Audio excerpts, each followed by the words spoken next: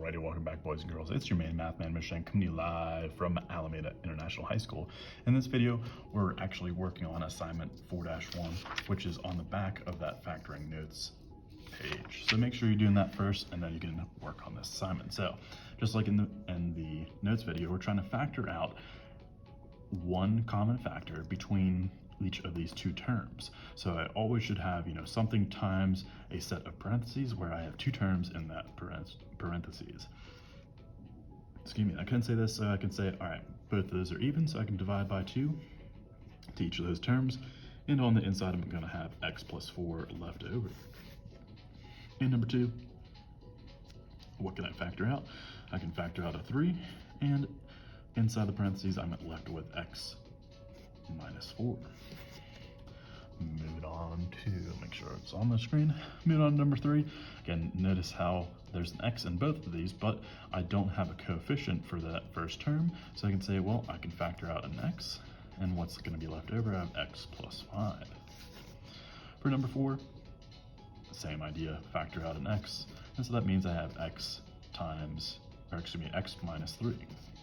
And make sure you can say, if I ever need to double check to see if that's my answer, I should be able to multiply x times each of the things inside parentheses. That just means I can have what I started with. So I have x times x is x squared, x times -3 is -3x, since these are the same exact expression. As long as I remember to write it correctly, then we know we're good. So should be the same, meaning equal. All right. For number 5, I have 4x plus 16. I can factor out a 4 and then have x plus 4 inside parentheses. For number 6, a little bit more complicated, because now I can say, okay, what is the greatest common factor between 2x squared and a positive 8x? Well, both of them are positive. Both of them have divisors or factors of 2, and I can say, hey, I can factor out a 2x from both of them. So I'm going to have x plus 4 inside those parentheses. So again, be very mindful. Again, you should be able to factor out the greatest common factor from each term.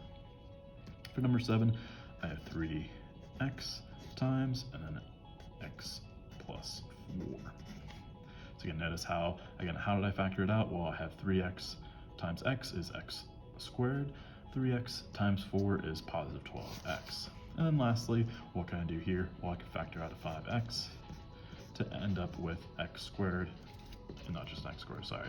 I have 5x, I have 10x squared divided by 5x is going to be 2x.